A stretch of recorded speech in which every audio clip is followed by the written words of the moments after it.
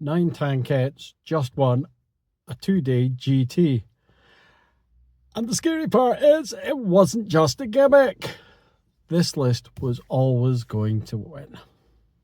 So here is the list. 9 tankettes, Recce across the board, and backed up by cavalry. So we've got the national rules for the Polish. We have no hope of retreat. And what does that mean? Basically, if they fail a morale check, which would normally have them leaving the field, so they've been reduced to half numbers, they get to re-roll that.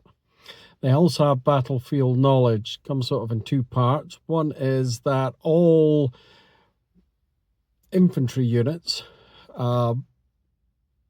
can have fieldcraft for the first turn, which could be quite handy if you're putting the cavalry that's going to be in this list on the field.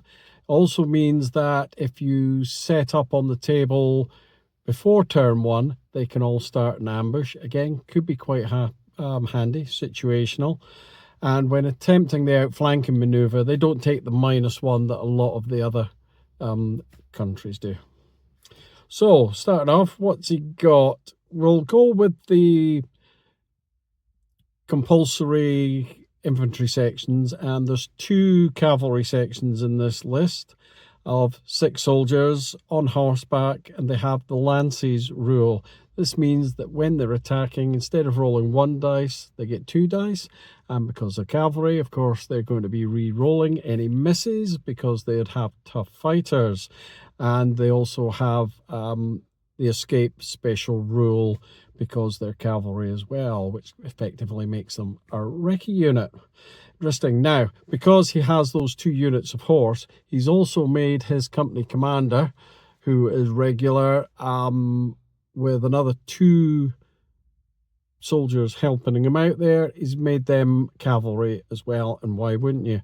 And then very quickly on, he has 2nd platoon, inexperienced platoon commander, an inexperienced infantry section of 6 guys, and a light truck. And he's got 2 lots of each of those. So 2 inexperienced infantry sections, 2 inexperienced light trucks. Possibly a few uses if you're playing objective scenarios there. And then comes the meat of it. He has 2 armoured platoons, one with 5 TKS tankettes, armour 7+. They've got hull-mounted autocannon, and they also have Recce on them. And they're very small models, so you can pack a lot of them into a small space, which if you've got a ruin, normally you'd maybe get 1 or 2 tanks in there at a push.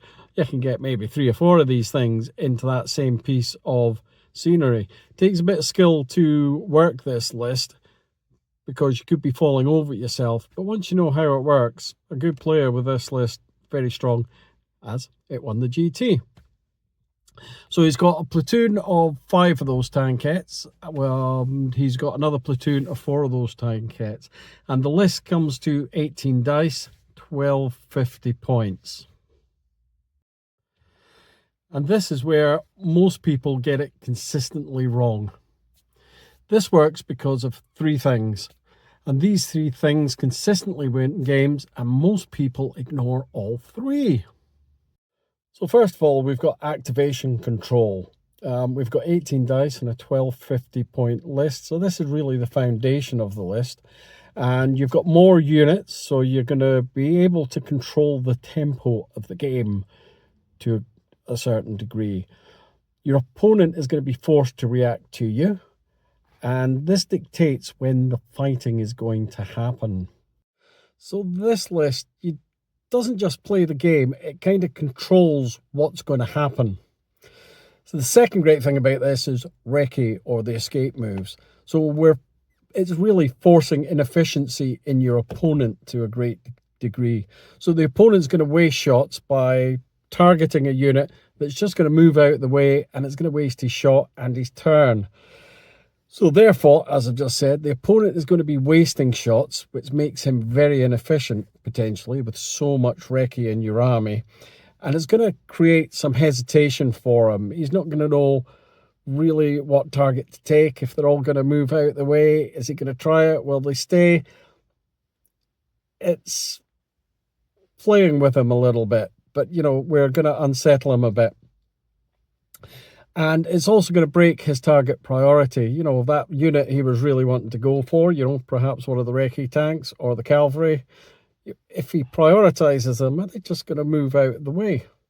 You know, so it's making your opponent think, and giving you, you know, that you're starting to control the game if you play this right.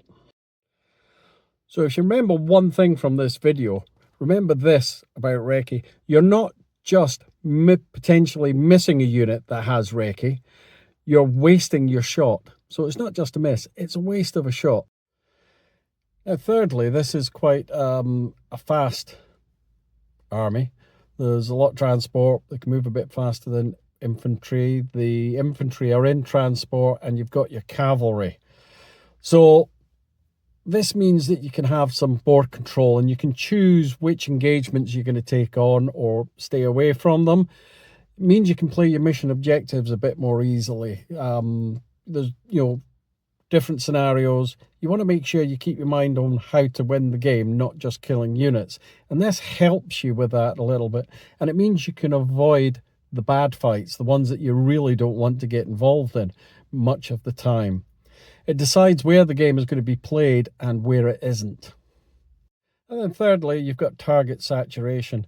There are too many threats. You've got 9 autocannons facing you, which can all run away. You know he's not really that bothered if he loses 1 or 2 of them. He can afford to do that, and he's still got a massive threat on you.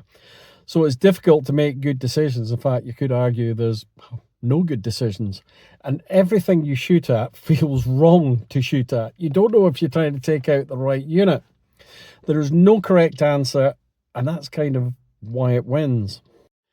Now, if you're liking this video and you're getting something from it, I am going to post up somewhere there our video that we did about another list which is along these lines that won the English Bolt Action Championship. So why not go have a look at that after?